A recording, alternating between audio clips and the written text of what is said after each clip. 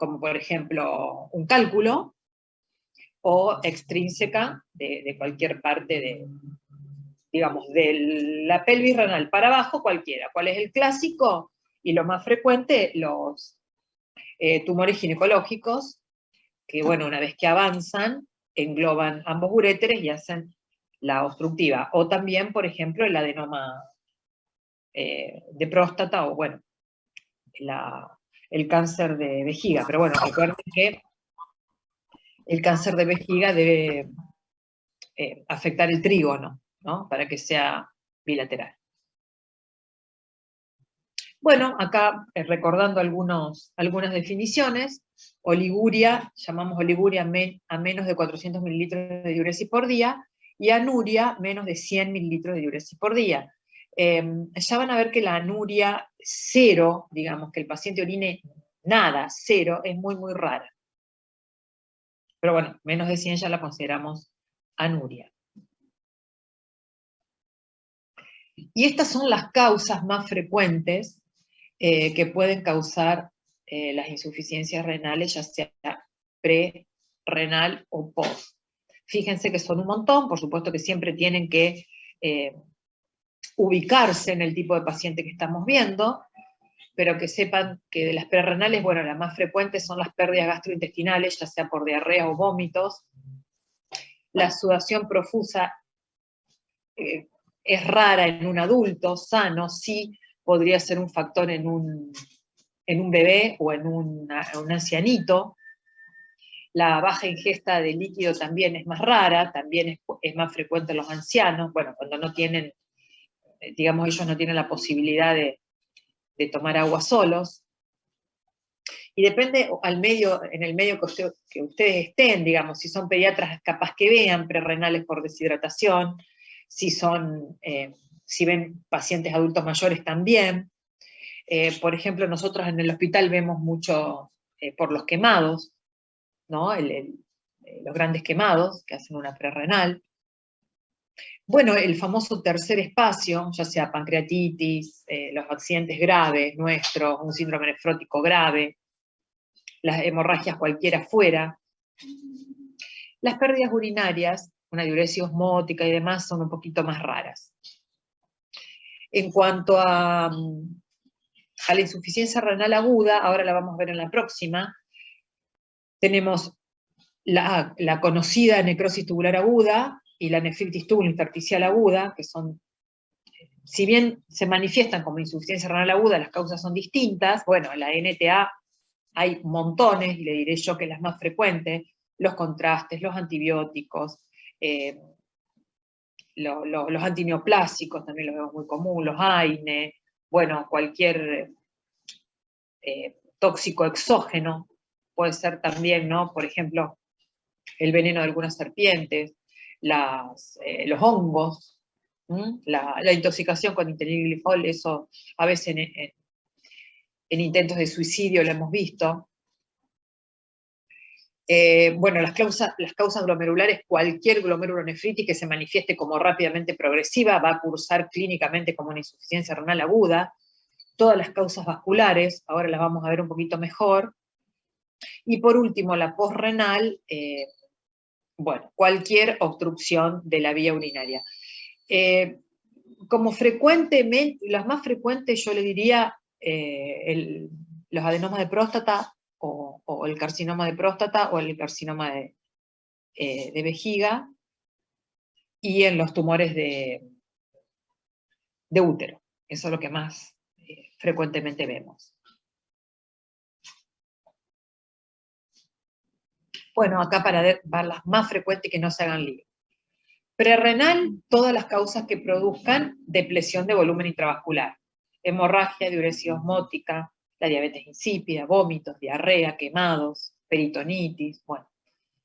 Esas son bastante frecuentes. También son frecuentes en nuestro servicio las relacionadas a cardiología, la insuficiencia cardíaca congestiva, el shock cardiogénico, lo vemos bastante, o cualquier causa de vasodilatación periférica como la sepsis, que es la más común. ¿Vamos bien? Sí, profe.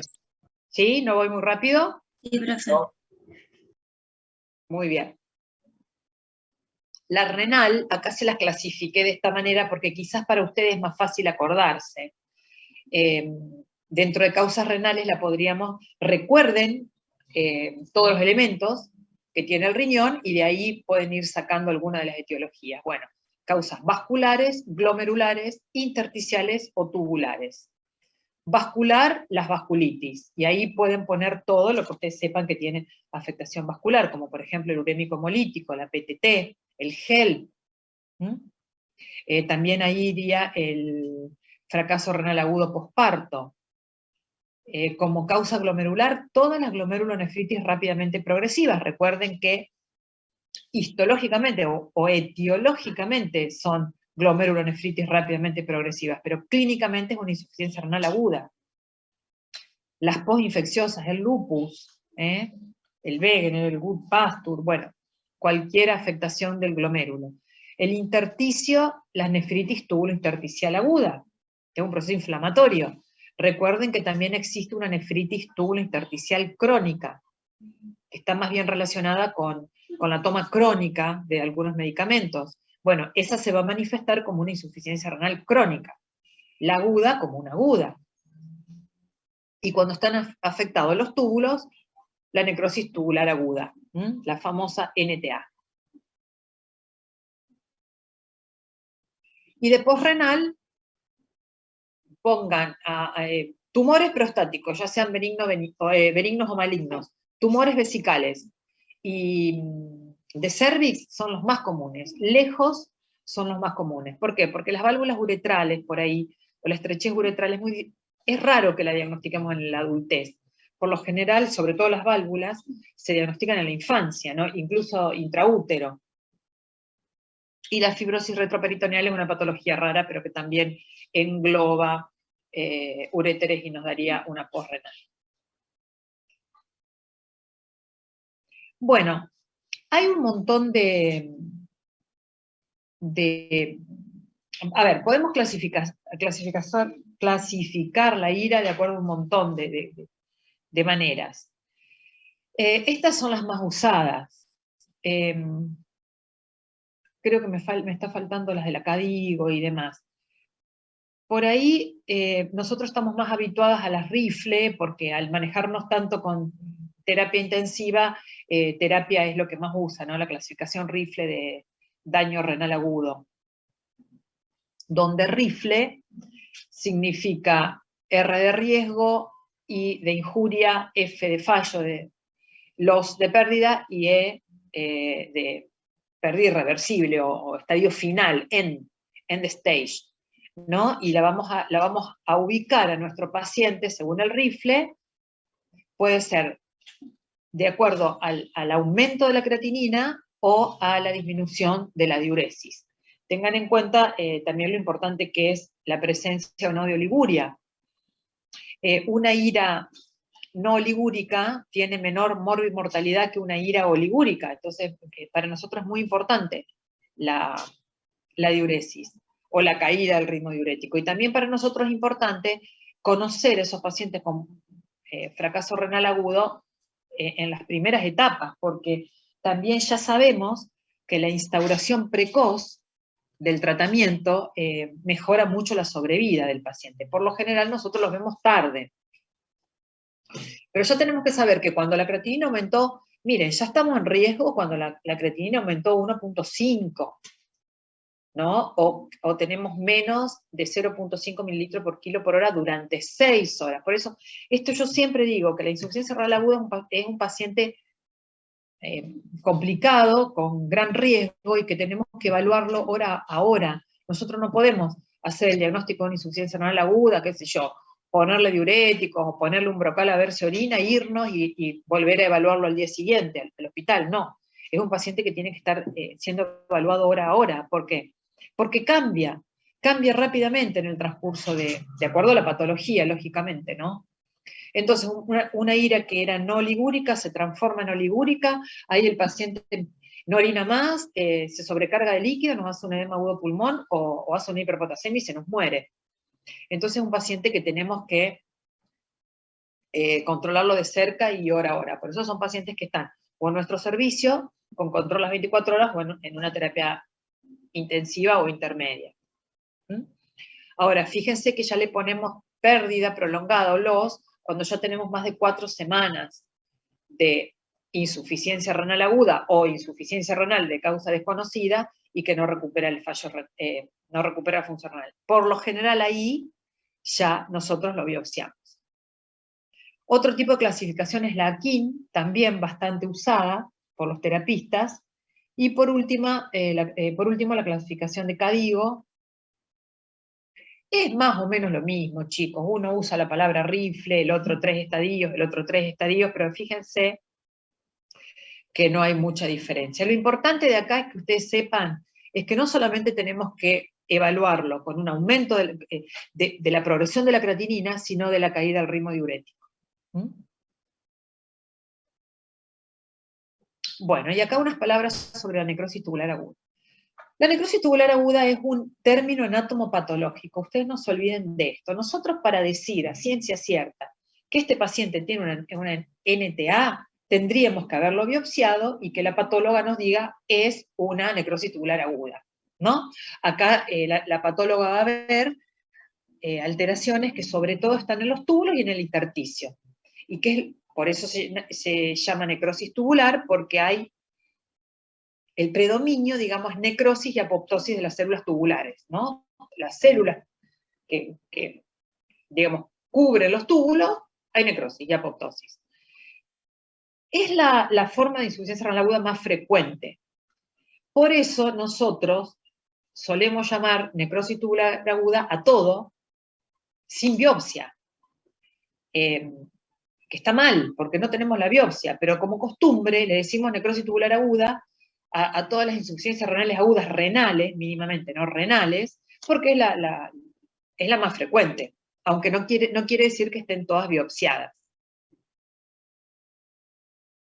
Y la nefritis tubulointersticial aguda, para diferenciarla, esto es totalmente distinto. Recuerden que el otro era tubular, y era necrosis y apoptosis de las células tubulares. Estos son infiltrados inflamatorios intersticiales, ¿no? La palabra los va guiando.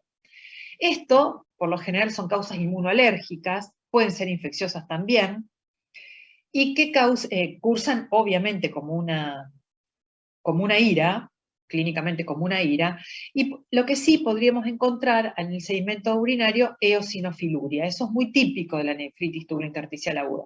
Lo que pasa es que encontrar los eosinófilos también depende del ojo de quien está viendo el sedimento urinario. Puede haber microhematuria también o no, y puede haber proteinuria también o no, cosa que no habría en la necrosis tubular aguda.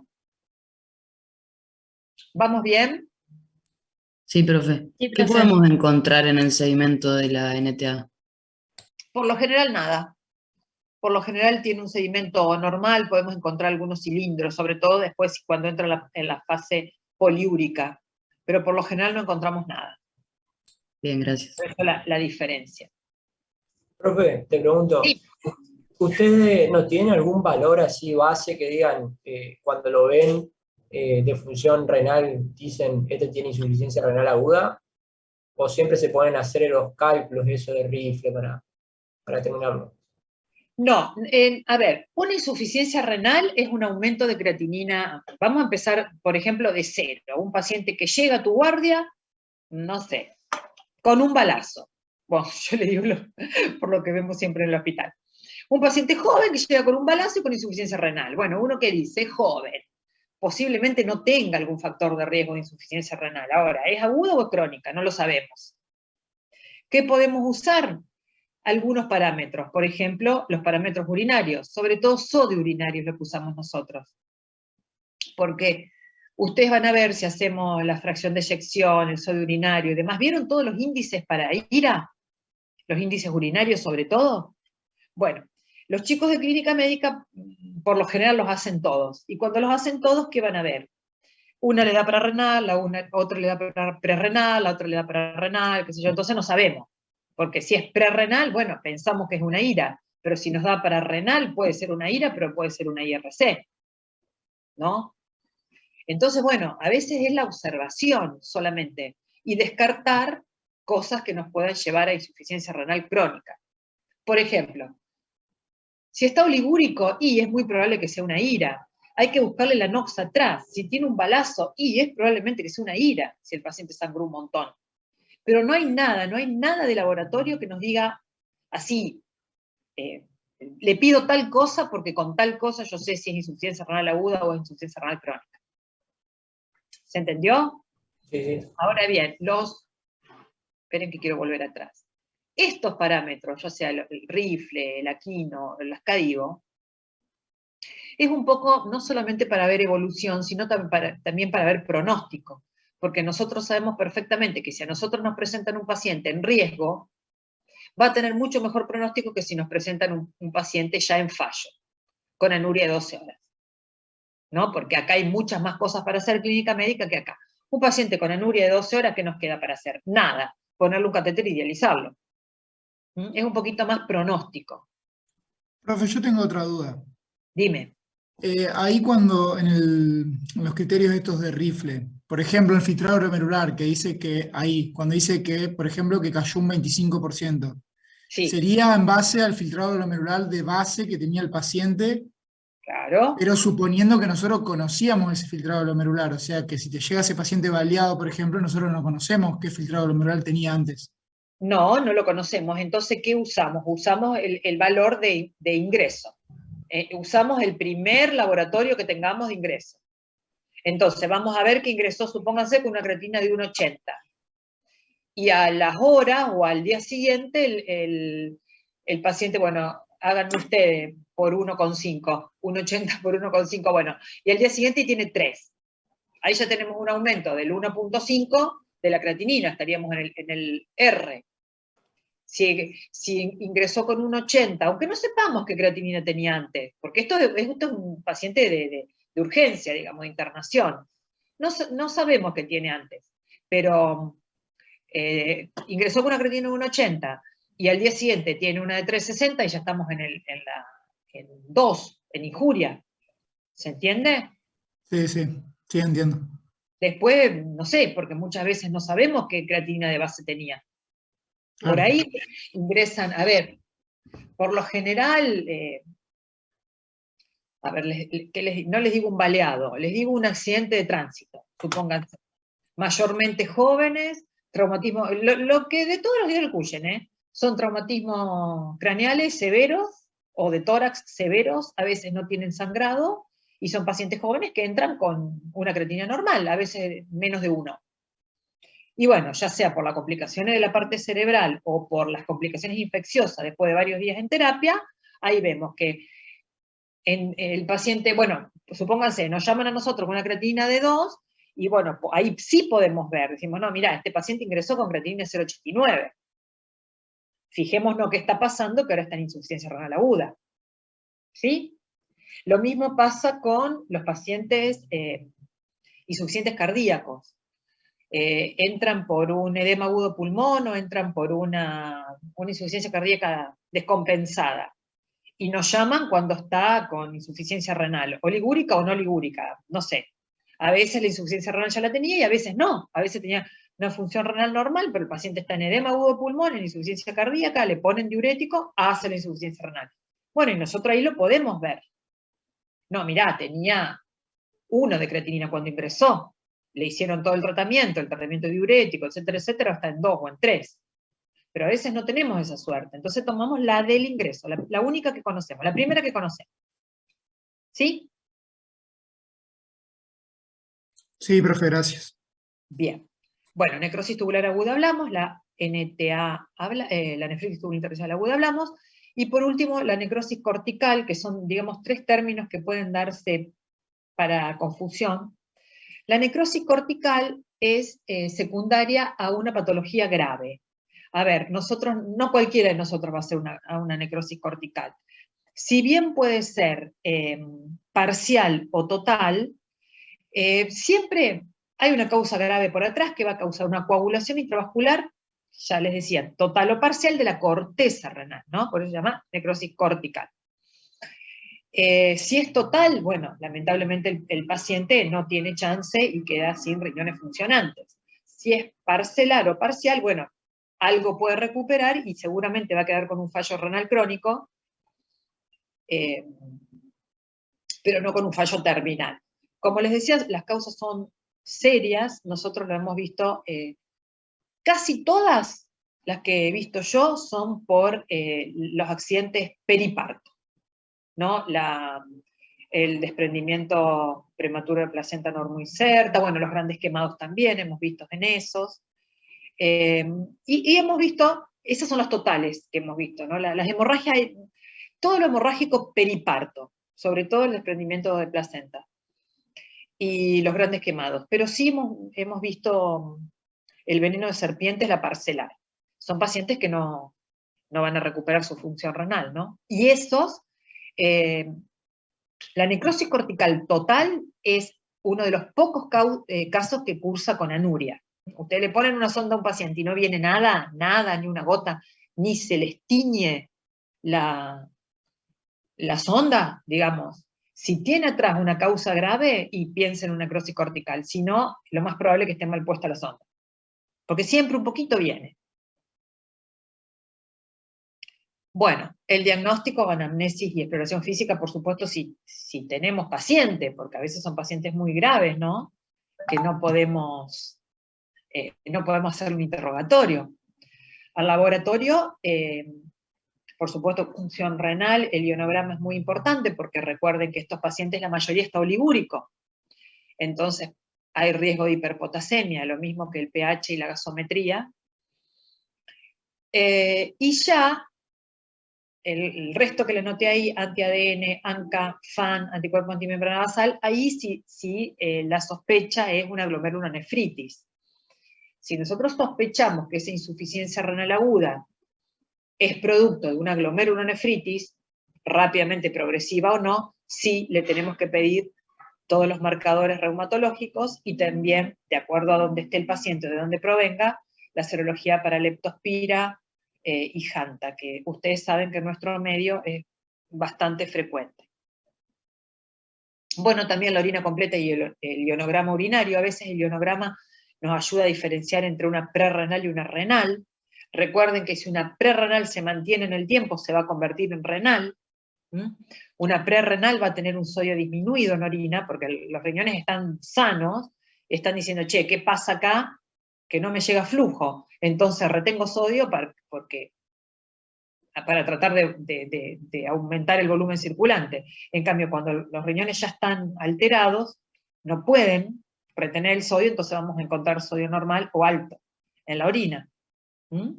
Bueno, y de acuerdo también a los antecedentes podemos pedir CPK, LDH, obviamente, de acuerdo a la patología que estemos sospechando.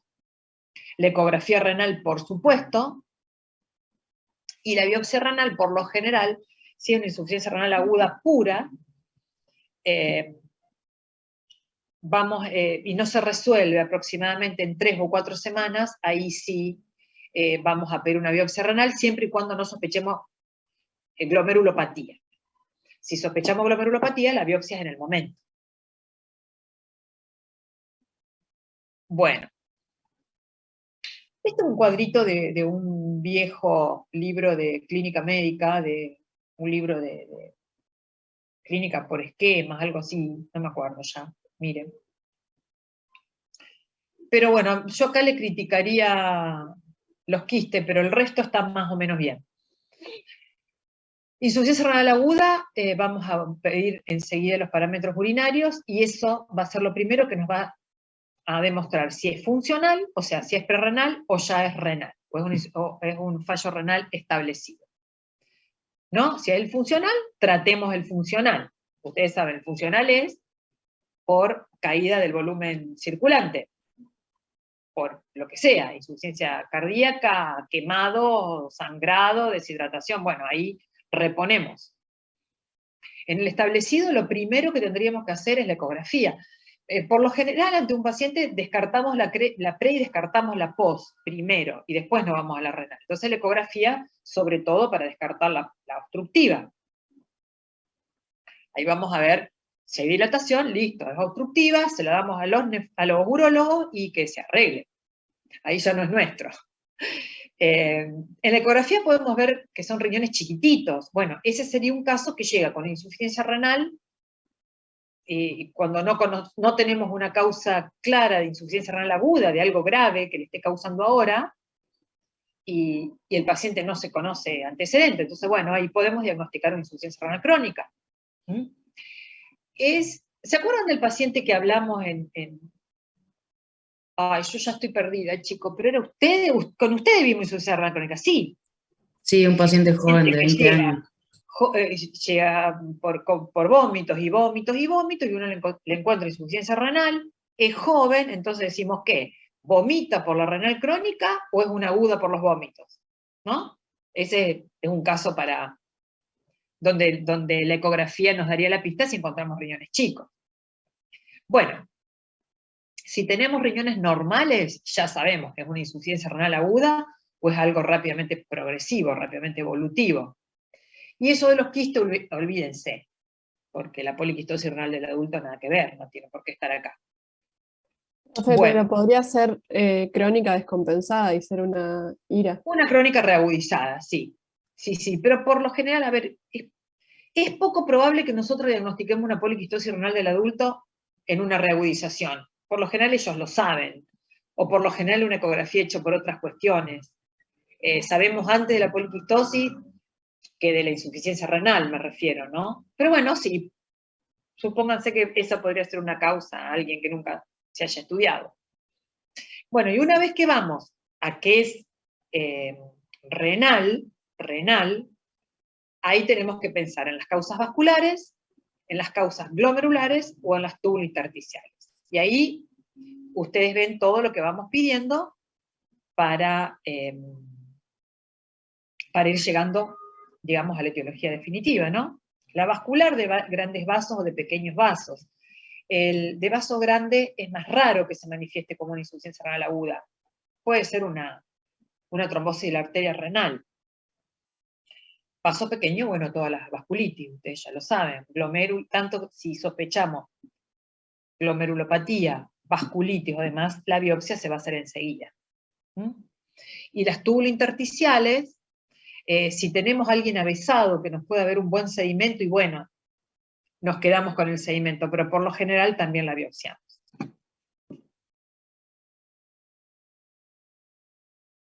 Bueno, esta es una ecografía de la insuficiencia renal aguda. Fíjense ustedes la diferencia con un riñón normal. Este es un riñón que está aumentado de tamaño, algo globuloso. Fíjense las pirámides, está todo muy marcado, cosa que no veríamos en un riñón normal, ¿no? Vemos eso y vemos que es un riñón congestivo con las pirámides más notorias justamente por la congestión o por el proceso inflamatorio.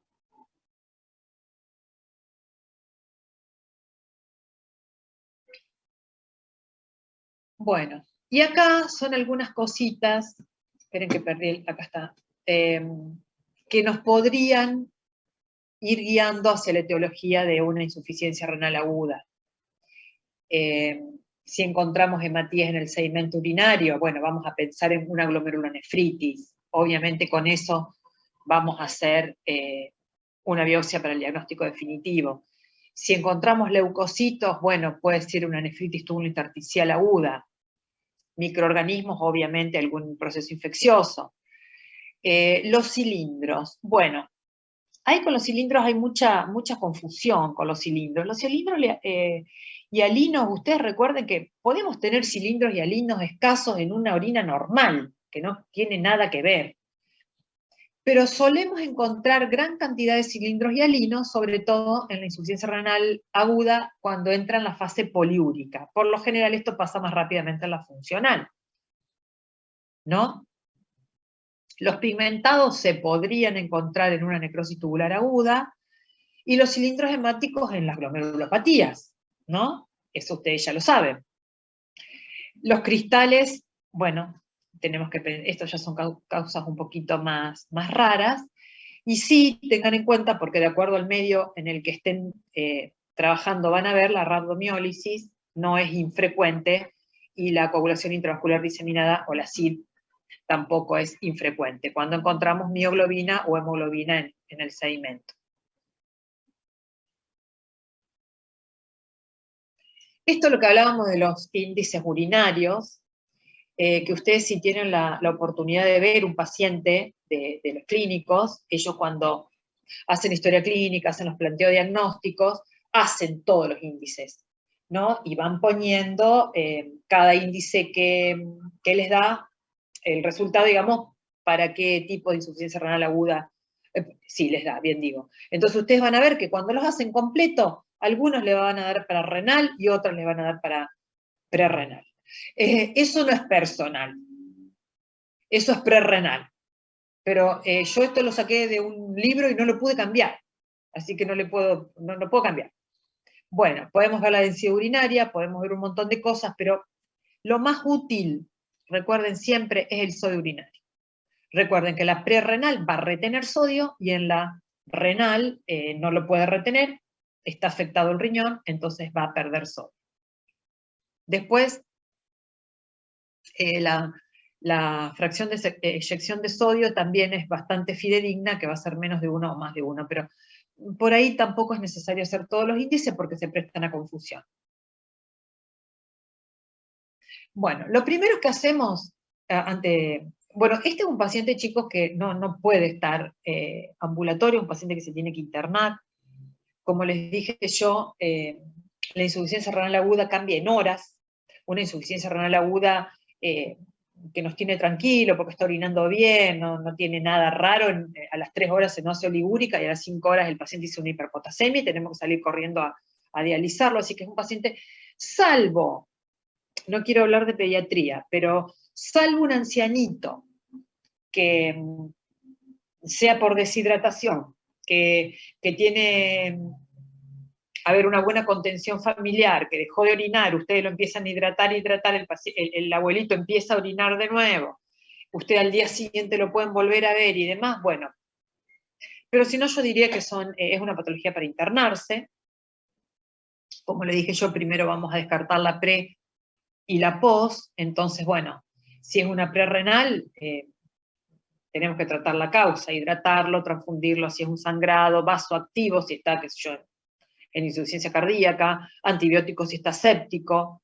Obviamente que hay que desobstruir, si sabemos que es una obstructiva, porque, bueno, a pesar de que nosotros desobstruyamos y esa función renal no mejore, va a tardar hasta meses a veces en mejorar, incluso capaz que tengamos que dializarlo igual.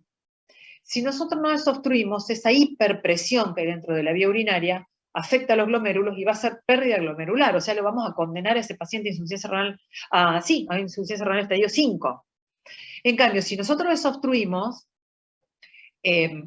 algo de nefronas remanentes que hayan sobrevivido a la hiperpresión va a quedar, entonces por ahí, con el paso del tiempo, ese paciente puede salir de diálisis.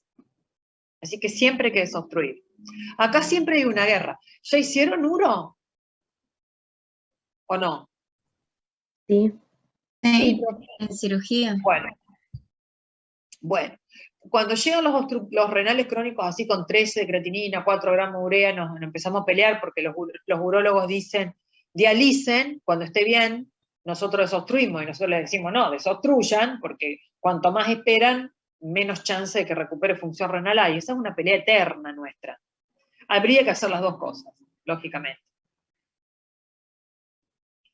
Bueno, y esto es un tratamiento médico conservador, como yo les digo, al lado del paciente, ¿no? Este es un paciente que se supone que está orinando, que no tiene ninguna causa grave, que no sospechamos una rápidamente progresiva y demás. Entonces podemos hacer todo esto. Pesarlo y hacerle un balance hidroelectrolítico estricto todos los días. Orina más de 600 centímetros cúbicos por día, o sea, estamos tranquilos, está normotenso. La restricción hídrica va a depender de la diuresis, ¿no? Entonces tenemos, por eso el balance hidroelectrolítico. El balance hidroelectrolítico tiene una formulita, donde se pone, bueno, la diuresis, y se le sumen todas las pérdidas insensibles, bueno, y ahí se calcula la hidratación, si está con suero o lo que le decimos al paciente que tome por boca. le tenemos que dar la dieta con bajas en proteínas y en potasio por las dudas, siempre darle un buen aporte calórico porque están hipercatabólicos estos pacientes, entonces no queremos que se desnutra, y si hay hiperfosfatemia le podríamos dar quelantes, pero bueno, la hiperfosfatemia, la ira es más tardía, así que eso no, por ahí no es necesario. Cuando el tratamiento médico conservador no funciona o tenemos estas causas, no podemos pensarlo, tenemos que ponerlo en diálisis. Si el paciente está oligúrico o anúrico y, a ver, no está obstruido y no responde a la expansión de volúmenes, o sea que ya no es una prerrenal, a veces nosotros le hacemos, expandimos. Bueno, como les decía, primero vamos a la post, a la pre. Primero ecografía renal, no está obstruido, perfecto. Pensamos que es una pre. Ahí que miramos hidratación, presión arterial, si podemos le hacemos una vía central, bueno, vemos esas cosas. Supónganse que está algo hipotenso, o tenía vómitos. Los vómitos pueden ser por la ira, pero nosotros no sabemos. Entonces, bueno, lo expandimos un poquito. No responde, le ponemos diuréticos. Y ustedes van a decir, ¿por qué? Porque tratamos de convertir a la ira oligúrica en ira no oligúrica, porque la ira no oligúrica tiene menor mortalidad. Entonces, siempre nos va a ir mejor con un paciente que no esté oligúrico que con uno que esté oligúrico. Y por ahí, si los riñones no están tan afectados por la NTA, forzando un poquitito con diuréticos, logramos que orine. Y si el paciente orina, hay menos riesgo de que haga un edema de pulmón, hay menos riesgo de que haga una hiperpotasemia, un fallo cardíaco, una hipertensión arterial grave, ¿no? Bueno, a veces también le ponemos vasodilatadores renales. Todo va a depender del paciente. O inotrópicos en el caso que esté hipotenso, ¿no? Un shock, supónganse. Pero todo va a depender del paciente.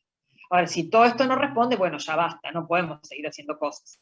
Hay que dializarlo. Si el paciente está sobrecargado, por más que orine, y a veces no te da tiempo, hay que dializarlo. La hiperpotasemia, por supuesto. La hiperpotasemia que no responde a las medidas. Y acá también voy a hacer una salvedad, porque, a ver, si el paciente está orinando bien y tiene un buen ritmo diurético, es poco probable que el paciente haga una hipercalemia. Pónganle que la haga. Sobre todo si un paciente que está internado y que le pusieron heparina. Ustedes saben que a veces la heparina profilaxia hace que aumente el potasio. Entonces le ponemos furosemida. Recuerden que la furosemida, ¿qué hace con el potasio? ¿Se acuerdan? Lo elimina. Elimina el potasio, exactamente. Entonces le ponemos furosemida para tratar de eliminar el potasio. Recuerden que hay medidas de redistribución, eso se acuerdan. Redistribución, pero hay medidas que bajan el potasio efectivamente. La de redistribución, la saben. Las nebulizaciones con beta 2, la insulina con el glucosado, bueno, si está acidótico, corregir la acidosis metabólica, pero eso es momentáneo. Ya saben que si está hipercalémico hay que sacarle el potasio. Bueno, entonces en ese caso, junto con las medidas de redistribución, empezamos con las medidas de eliminación del potasio. Furosemida. La furosemida va a eliminar potasio. Supónganse que con eso no alcance. ¿Qué más le podemos dar al paciente para que elimine potasio? ¿Por dónde se elimina potasio si no es por riñón? A ver. Escucha. ¿Cómo? ¿Por intestino? Por intestino, exactamente. Entonces tenemos que hacerle diarrea a este buen hombre para que pueda eliminar. Entonces se le agrega por lo general lactulón o algún catártico. Ahora bien, darle una cucharada de lactulón y a las 2 horas hacerle un ionograma y ver que tiene el potasio igual, no nos va a cambiar la historia. Para que sea efectivo, y esto acuérdenselo siempre porque es una de las causas que por más nos llaman los residentes de clínica médica. Para que sea efectivo tiene que tener diarrea. A ver, no puede ser catarsis positiva, sí, ayer una deposición, no, eso no nos sirve. Tienen que ser 4, 5, 6 deposiciones en el día, en lo posible diarreica, se pueden hacer enemas evacuantes también, para poder bajar el potasio, si no, no nos va a servir. Y otra opción que tenemos son las resinas de intercambio catiónico. Son unas resinas que se pegan al potasio y lo van a eliminar por intestino. Muchas veces tenemos que hacer todo eso. Y el potasio baja, y suspender la heparina si pueden. El potasio baja. Pero ya les digo, son pacientes que hay que estarle al lado. En el caso de que esté oligúrico, y bueno, va a ser muy difícil que podamos hacer todas estas maniobras, así que lo vamos a dializar porque no vamos a arriesgar que nuestro paciente se nos muera. Lo mismo con la acidosis metabólica. Si nosotros a un paciente con acidosis metabólica le ponemos bicarbonato y responde, a ver, levemente, o bueno, mejora un poquito, pero rápidamente se pone acidótico y sintomático de nuevo, y bueno, no, lo tenemos que dializar. Y lo propio cuando hay síndrome urémico. Esas, digamos, son las causas que no se discute la diálisis.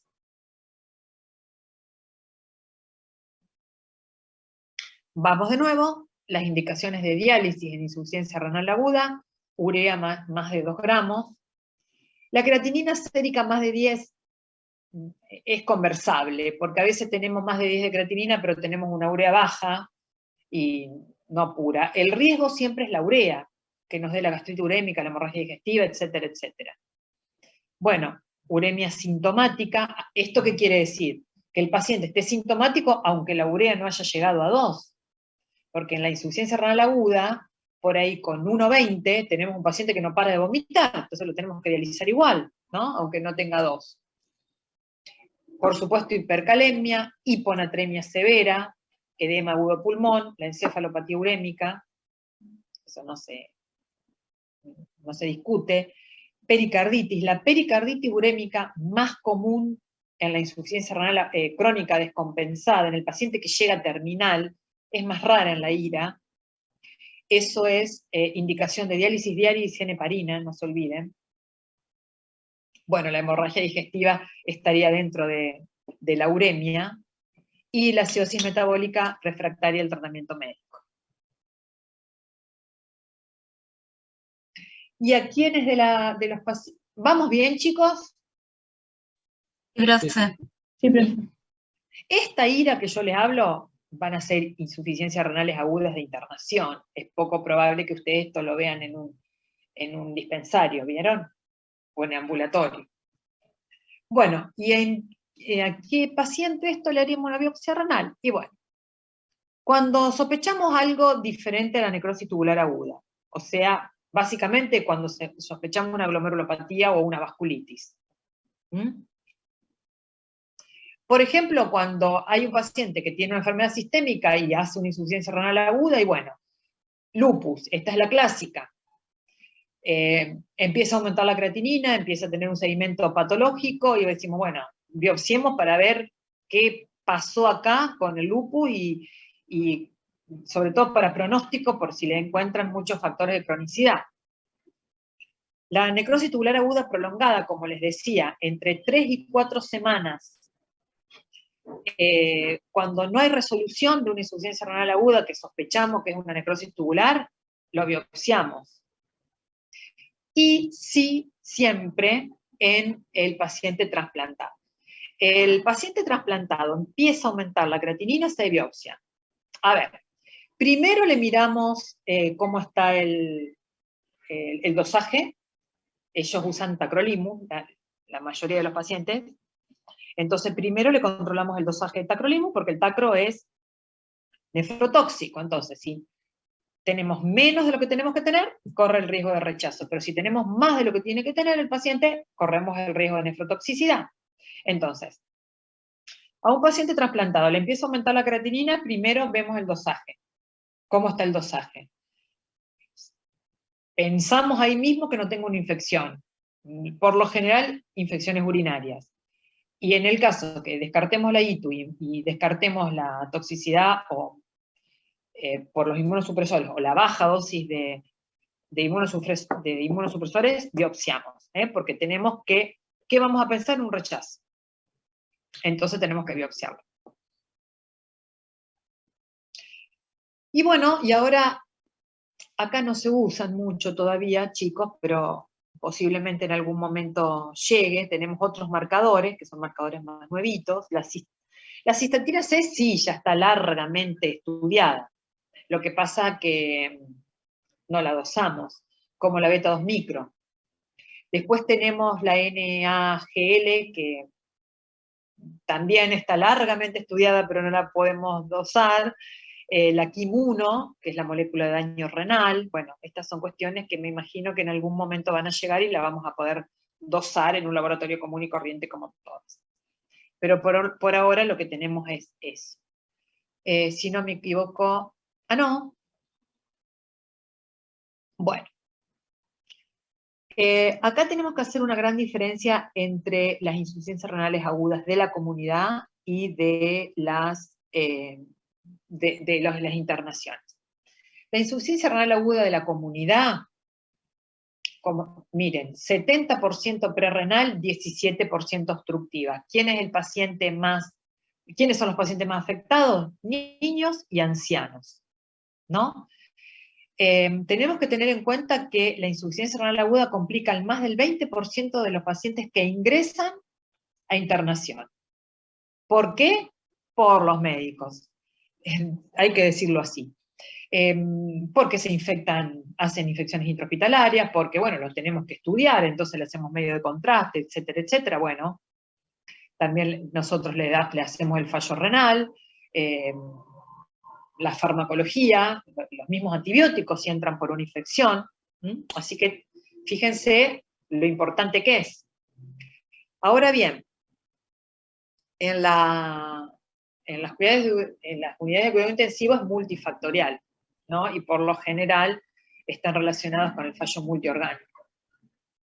En cuanto a la mortalidad, algunos libros dicen de 15 al 50, otros libros dicen entre el 20 y el 80, y eso es porque depende de dónde venga el paciente. A ver, si un paciente es de la comunidad, lo más probable es que esa mortalidad sea del 15.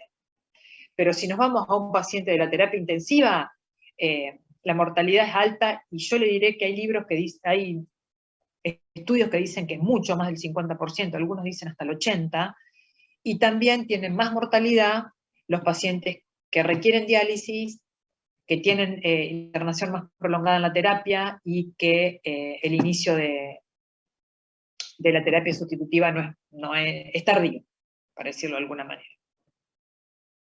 Bueno, también tenemos que tener en cuenta que la mayoría de los pacientes recupera la función renal. Va a depender de la etiología, pero si no la recuperan totalmente, la recuperan parcialmente. Pero tenemos que tener en cuenta que un pequeño porcentaje de pacientes con insuficiencia renal aguda severa, que podría llegar hasta un 20, y algunos estudios dicen un 25, o sea, un cuarto, no van a recuperar la función renal nunca, aunque no hayan tenido una patología renal de base, ¿no? Y también tenemos que tener en cuenta que hay un grupo de pacientes que va a tener la insuficiencia renal, va a recuperar su función renal, total o parcialmente, pero con el paso de los años va a desarrollar una insuficiencia renal crónica y va a terminar en hemodiálisis crónica. Eso se empezó a estudiar hace unos años. Nosotros habíamos hecho un estudio ahí en el Hospital Cuyen conjuntamente con terapia intensiva. Va a ser la famosa causa post-acute. Antes se creía que si el paciente se iba con una función renal normal o casi normal, no pasaba nada, pero no. Algún grupo de pacientes va a ir deteriorando su función renal hasta llegar a insuficiencia renal terminal con el paso de los años. Así que fíjense que depende de la causa?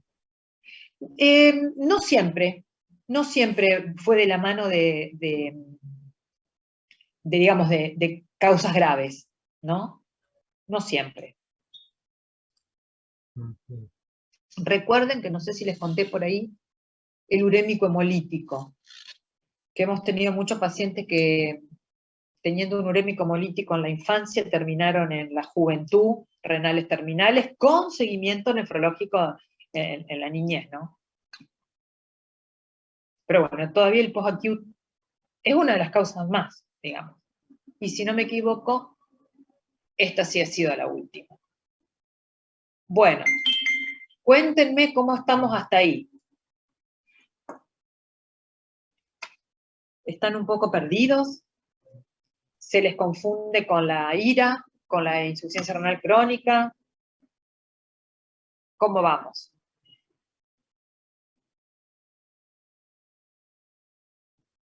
¿Todo clarito? Yo no entendí muy bien lo del trasplante renal. La biopsia, Claro, ¿cuándo biopsiamos? siempre. A los pobres trasplantados los biopsiamos siempre. El paciente trasplantado renal, la mayoría de las consultas del trasplantado renal son las infecciones. Entonces, suponte que el paciente no consulta, vos lo venís controlando una vez cada tanto, de acuerdo a cómo esté, empieza a aumentar la creatinina. Cuando empieza a aumentar la creatinina de ese paciente, ¿vos qué tenés en la cabeza? Inmunosupresores, infección. Bueno, no está infectado. Vamos a ver los inmunosupresores. ¿Cómo está el dosaje? Nosotros le damos tacrolimus y le dosamos el tacrolimus en sangre.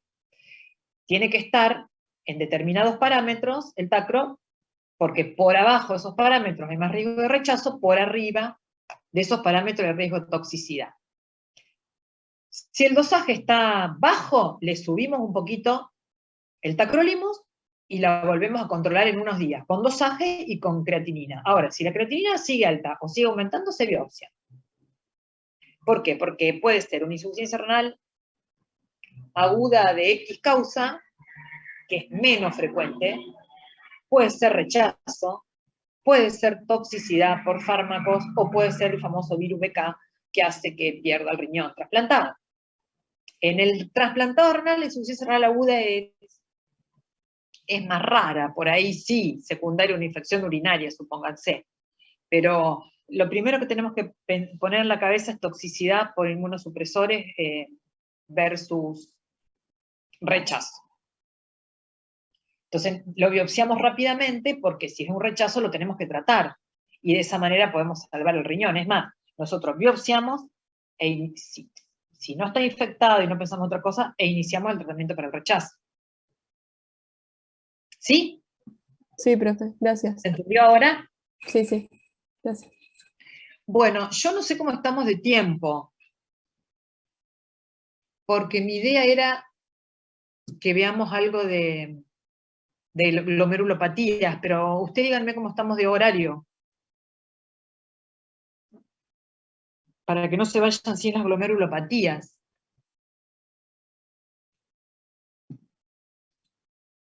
¿Tienen clase después? No, profe. Bueno, miren, yo les voy a mostrar una sola cosa.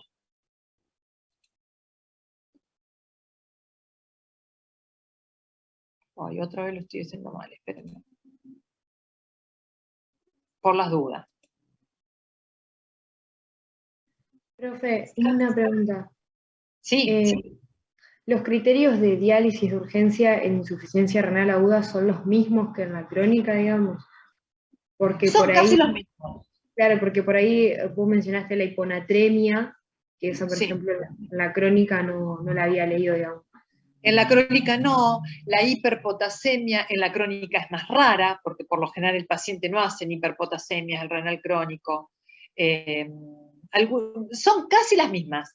Te diría, excepto la acidosis metabólica y la hiperpotasemia, el edema agudo de pulmón, esas son causas que por lo general el renal crónico no las hace. Pero digas lo que digas, no está mal, porque si yo tengo un renal crónico que se infectó y dejó de orinar, hizo una insuficiencia, qué sé yo, una infección urinaria, puede ser un edema agudo de pulmón. Porque son casi las mismas, sí. Ah, bien. Bueno, a no ser que ustedes quieran recuperar esta clase, yo porque no me gusta que no vean esto.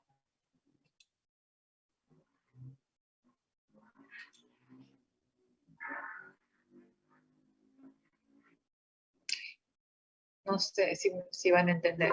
Yo quiero que ustedes se acuerden de esto cuando hablemos de glomerulopatías. Siempre clasifíquenla en primarias y secundarias. Siempre.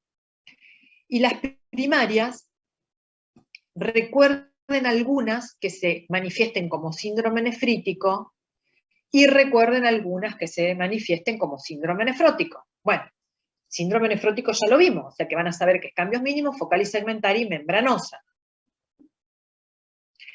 Pero recuerden algunas que se van a ir manifestando como síndrome nefrítico, sobre todo las que tengan la palabra proliferación. Todo lo que sea proliferativa se va a manifestar clínicamente como síndrome nefrítico. Y secundarias a todo. Y acá pongan todo, chicos, lo que a ustedes se les pueda ocurrir, desde el lupus hasta la diabetes. O sea, todo que pueda afectar el glomérulo. Que haga una glomerulopatía, pero que sea secundaria a otra enfermedad. Les digo esto porque es lo que yo he visto que han tenido más dificultad en los exámenes. Y esta clasificación clínica, que por ahí los ayuda un poquito, capaz que primaria y secundaria, proliferativa y no proliferativa sea más fácil, pero esto por ahí les puede ayudar la clasificación clínica para tener en la cabeza cuál es cada una. Se clasifican como asintomática, los nefrólogos no estamos de acuerdo, las que se manifiestan como síndrome nefrótico, volvemos a las mismas, ¿no? Cambios mínimos, focal y segmentaria y membranosa. Las que se manifiestan como síndrome nefrítico, acá pueden poner todas, porque acá no importa si son primarias o secundarias. Solo va a importar que sea un nefrítico, ¿sí? Pero quiero que vean esto, las que se manifiestan como rápidamente progresivas. Como para que tengan en cuenta cuáles son los tipos, por anticuerpos antimembrana basal, inmunocomplejos o sin depósitos. Y recuerden que la rápidamente progresiva clínicamente, la hablamos recién, es una insuficiencia renal aguda, donde vamos a encontrar en el sedimento urinario un montón de cosas. Proteinuria, hematíes dismórficos, cilindros. Y recuerden que muchas de las glomerulopatías tienen una variedad que es rápidamente progresiva. Por ejemplo, la IgA. La IgA por lo general es hematuria, microhematuria, con proteinuria, pero tiene una variedad rápidamente progresiva. La más frecuente, por lo general, lupus. ¿Sí? Bueno, estas son las que cursan como glomerulopatía crónica, que nos van a llevar a enfermedad renal crónica. ¿Se acuerdan que habíamos hablado del mal pronóstico de la focal y segmentaria, la rápidamente progresiva, porque te destruye todo? Lo mismo con la membrano y la diabética.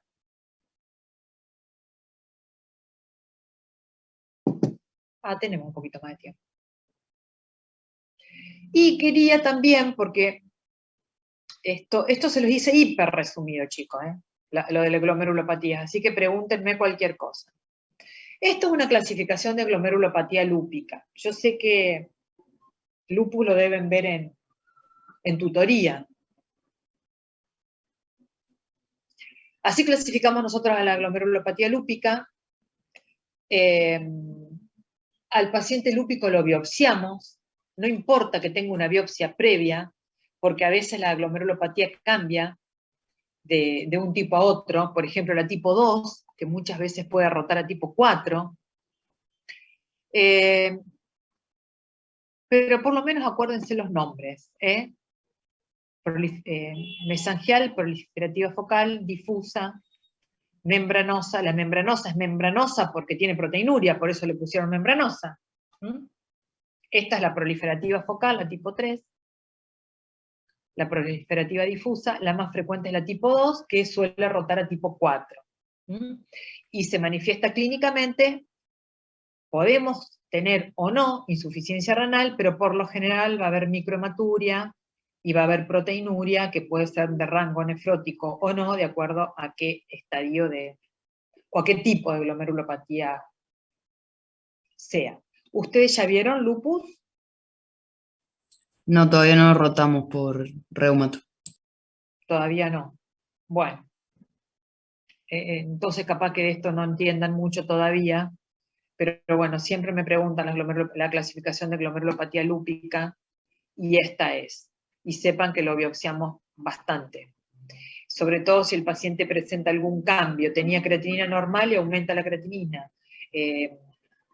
No tenía proteinuria y empieza la proteinuria. Bueno, tenía una proteinuria y aumenta la proteinuria. Así la biopsiamos bastante.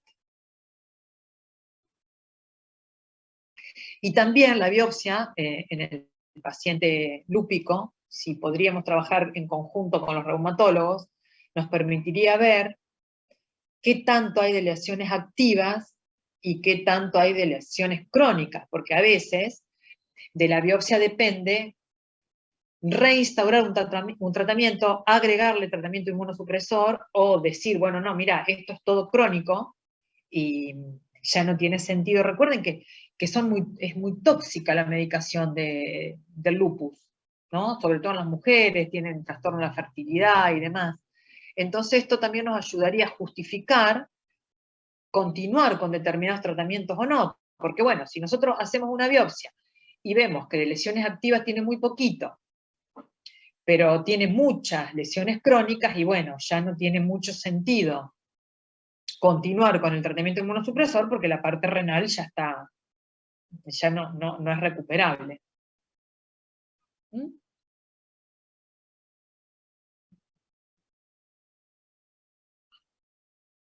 Bueno, y esto no sé si los voy a volver más locos que antes. Este es un cuadro de tratamiento sugerido.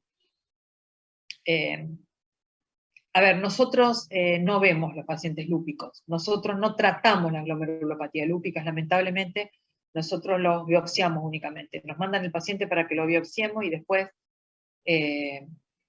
por lo general, al paciente no lo vemos nunca más en la vida hasta que tiene que entrar a diálisis. Pero esto sería en los otros países donde el reumatólogo y el nefrólogo trabajan a la par y la glomerulopatía lúpica está muy bien controlada por el nefrólogo, esta sería más o menos los tratamientos sugeridos, ¿no?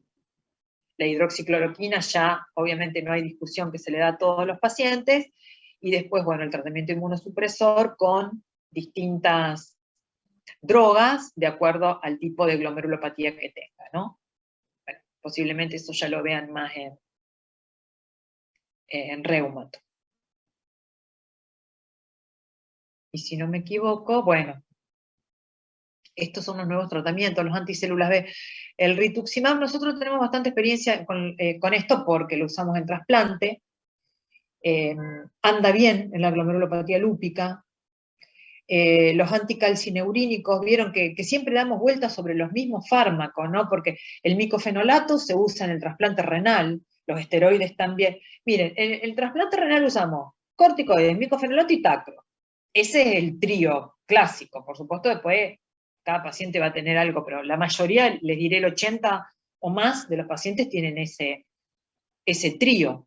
Fíjense que siempre estamos sobre lo mismo, ¿no? Recordando que el tacro es nefrotóxico. Con el rituximab hay bastante experiencia. Bueno, el bortezomib es relativamente nuevo, nosotros no tenemos experiencia porque no logramos, y sí estamos teniendo experiencia, pero para otra patología, con el eculizumab. Justamente hicimos hace poquito un diagnóstico de un SUA, de un urémico hemolítico atípico, que ustedes saben que se trata con esto, con los anti-C5. Entonces, bueno, con esto estamos teniendo experiencia, no justamente por lupus, sino por el SUA. Pero estos son, bueno, nuevas drogas, por lo menos para que la escuchen nombrar y cuando vayan a reumato sepan que por lo menos las conocen. Bueno, chicos, ¿alguna pregunta? Me imagino que si quedó alguno acá, debe estar al borde de saltar por no sé, por un balcón. ¿Seguro que no tienen ninguna duda? No, profe, tampoco balcón. ¿No tienen balcón? Están todos invitados, vivo en un 7º piso. Yo he estado ahí